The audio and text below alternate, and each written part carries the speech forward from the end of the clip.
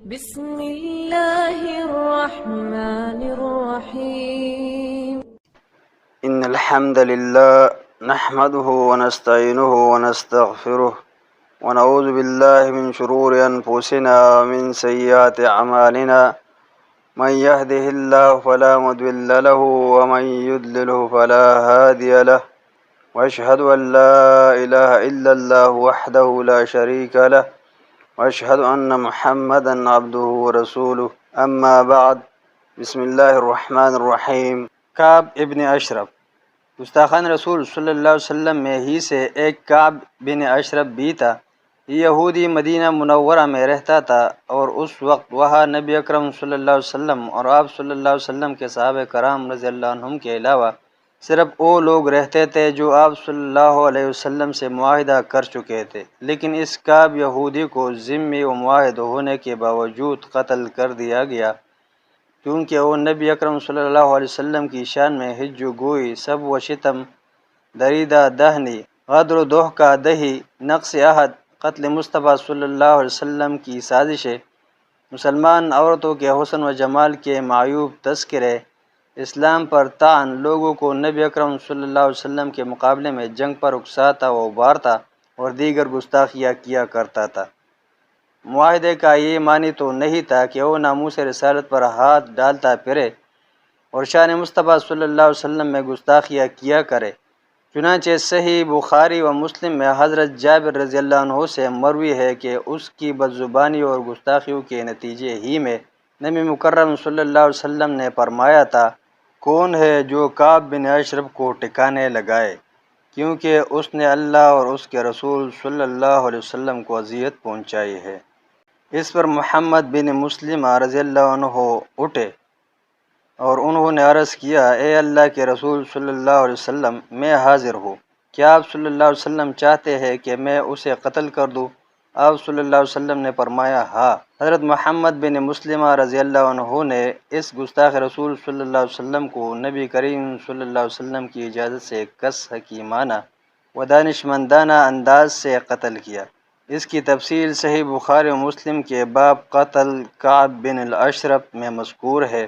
چنانچہ حضرت محمد بن مسلم رضی اللہ عنہ نے عرض کیا کہ آپ صلی اللہ علیہ وسلم کی خواہش کو پائے تکمیل تک پہنچانے اور آپ صلی اللہ علیہ وسلم کے اس حکم کو نافذ کرنے کے لیے ہمیں کچھ خلاف واقع باتیں کہنے کی ضرورت پیش آئے گی، لہٰذا مجھے اجازت دے کہ میں ایسے کوئی بات کہہ سکوں. نبی اکرم صلی اللہ علیہ وسلم نے اجازت مرحمت فرمائی کہ جو چاہو کہہ لینا. حضرت محمد بن مسلم رضی اللہ عنہ کعب کے پاس گئے اور کہنے لگے کہ یہ شخص نبی مکرم صلی اللہ علیہ وسلم ہم سے صدقہ مانگ رہا ہے اور اس نے ہمیں تنگ کر رکھا ہے. کعب نے کہا، ابھی تو کچھ بھی نہیں، آگے چل کر یہ شخص ایسا ہے کہ تم اس سے اکتا جاؤ گے. حضرت محمد بن مسلمہ رضی اللہ عنہ نے کہا، فی الوقت تو میں تمہارے پاس ادار مانگنے کے لیے آیا ہوں.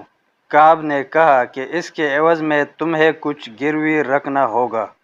انہوں نے پوچھا کہ کیا گروی رکھنا چاہتے ہو؟ اس بدبخت نے کہا کہ اپنی عورتیں گروی رکھ دو. انہوں نے کہا کہ بھلا اپنی عورتوں کو کیسے رہن رکھ سکتے ہیں؟ غیرت و حمیت گوارا نہیں کرتی. غرض ان کے پس و پیش کرنے پر کہنے لگا کہ اپنے بچے گروی رکھ دوں. اس پر انہوں نے کہا کہ کل کلا کو یہ واقعہ بچوں کے لیے باعث عار بن جائے کہ یہ 1-2 وسق عربی پیمانہ دانوں کے عوض گروی رکھا گیا تھا. پھر انہوں نے خود ہی فرمایا کہ ہم اپنا اسلحہ گروی رکھ دیتے ہیں. اس پر وہ راضی ہو گیا اور طے پایا کہ آج رات ہی وہ اسلحہ لے کر آئیں گے. اور رات کو جب وہ آئے تو ان کے ساتھ ابو نائلہ بھی تھے، جو کہ کعب کے رضاعی دودھ شریک بھائی تھے. اس نے انہیں قلعہ میں بلایا اور جب اپنے گھر سے نکل کر قلعہ کی طرف جانے لگا تو اس کی بیوی نے پوچھا، رات کو اس وقت تم کہاں جا رہے ہو؟ اس نے بتایا کہ کوئی غیر نہیں محمد بن مسلم رضی اللہ عنہ اور میرا رضاعی بھائی ابو نائلہ آئے ہیں. اس عورت نے کہا، میں ایسی آواز سن رہی ہوں جس سے گویا خون ٹپک رہا ہے. اس نے کہا، گھبراؤ نہیں، وہی 2 آدمی ہے، اور اہل کرم شریف آدمی کو رات کے وقت اگرچہ نیزہ مارنے کے لیے ہی کیوں نہ بلایا جائے تو اسے ضرور ہی جانا چاہیے. حضرت محمد بن مسلم رضی اللہ عنہ اپنے ساتھ 3 آدمی بھی لائے تھے جن کے نام ابو عبس بن جبر، حارث بن اوس اور عباد بن بشر رضی اللہ عنہم تھے۔ حضرت محمد بن مسلم رضی اللہ عنہ نے اپنے ساتھیوں سے کہا کہ جب کعب آئے گا تو میں اس کے سر کی خوشبو سونگھنے کا بہانہ کروں گا، اور جب تم نے دیکھ لیا کہ میں نے اس کا سر خوب اچھی طرح پکڑ لیا ہے تو تم اس کی گردن کاٹ دینا۔ کعب قیمتی اور خوبصورت چادر اوڑھے باہر نکلا تو اس سے زبردست خوشبو پھوٹ رہی تھی۔ انہوں نے کہا کہ میں نے ایسی خوشبو کبھی نہیں سونگھی۔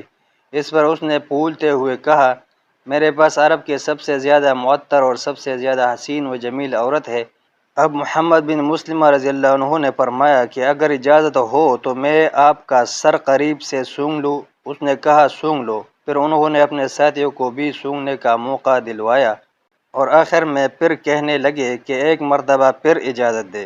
اس نے کہا شوق سے، تو انہوں نے سونگنے کے بہانے سر کے بالوں کو مضبوطی سے پکڑ لیا اور ساتھیوں سے فرمایا کہ اسے جپٹ لو۔ اس پر انہوں نے آنن فانن اسے قتل کر دیا اور پھر آ کر نبی کریم صلی اللہ علیہ وسلم کو پورے واقعے کی خبر دے دی۔ یہ کعب بن اشرف اگرچہ ذمی و معاہد تھا لیکن نبی صلی اللہ علیہ وسلم کی شان میں گستاخی کی وجہ سے کوئی معاہدہ اس کی جان نہ بچا سکا۔ ایسے شخص کے قتل کے حلال ہونے کے بارے میں امام خطابی نے معلم السنن میں لکھا ہے، امام مالک فرماتے ہیں کہ یہود و نصارہ میں سے اگر کوئی شخص نبی صلی اللہ علیہ وسلم کو گالیاں دے تو اسے قتل کر دیا جائے گا، الا یہ کہ وہ اسلام قبول کر لے۔ امام احمد بن حنبل رحمہ اللہ کا بھی یہی قول ہے۔ امام شافعی رحمہ اللہ فرماتے ہیں ذمی و معاہد شخص اگر نبی صلی اللہ علیہ وسلم کو گالی دے تو اسے قتل کر دیا جائے گا اور اس کا ذمہ و معاہدہ ختم ہو جائے گا، اور انہوں نے اپنی اس بات کی دلیل کے طور پر کعب ابن اشرف یہودی کے قتل والی حدیث کو پیش کیا ہے، جبکہ سنن نسائی کے حاشیہ میں علامہ سندھی لکھتے ہیں کوئی ذمی جب اللہ اور اس کے رسول صلی اللہ علیہ وسلم کے خلاف زبان درازی سے باز نہ آئے تو اس کا معاہدہ و ذمہ ختم سمجھا جائے گا اور اس کا قتل حلال و جائز ہوگا۔ عبداللہ بن خطل گستاخان رسول صلی اللہ علیہ وسلم ہی میں سے ایک شخص عبداللہ بن خطل بھی تھا۔ فتح مکہ کے دن جن لوگوں کے بارے میں نبی صلی اللہ علیہ وسلم نے یہ فرمان جاری فرمایا تھا کہ انہیں کسی بھی حال میں دیکھے تو قتل کر دے، انہی میں سے یہ بھی تھا۔ یہ پہلے مسلمان تھا۔ نبی صلی اللہ علیہ وسلم نے اسے ایک علاقے کا عامل گورنر بھی بنایا تھا، مگر اس نے نبی صلی اللہ علیہ وسلم کی شان میں گستاخی کی، اپنے غلام کو قتل کیا اور مرتد بھی ہو گیا۔ فتح مکہ کے دن نبی اکرم صلی اللہ علیہ وسلم نے خانہ کعبہ کو دارالامان قرار دیا تو وہی کعبہ شریف کے پردے سے جا کر لپٹ گیا۔ نبی صلی اللہ علیہ وسلم کو اطلاع دی گئی کہ عبداللہ بن خطل غلاف کعبہ سے چمٹا ہوا ہے۔ نبی صلی اللہ علیہ وسلم نے حکم فرمایا اسے وہی قتل کر دو۔ چنانچہ حضرت ابو بزرہ اسلمی اور حضرت سعد بن حریث رضی اللہ عنہما نے حجر اسود اور مقام ابراہیم کے درمیان ہی اس کی گردن اڑا دی۔ اس کی گستاخیوں کی وجہ سے حرم مکہ مکرمہ میں داخل ہو جانا اور خاص خانہ کعبہ کے غلاف کو پکڑ لینا بھی اسے قتل سے نہ بچا سکا تھا۔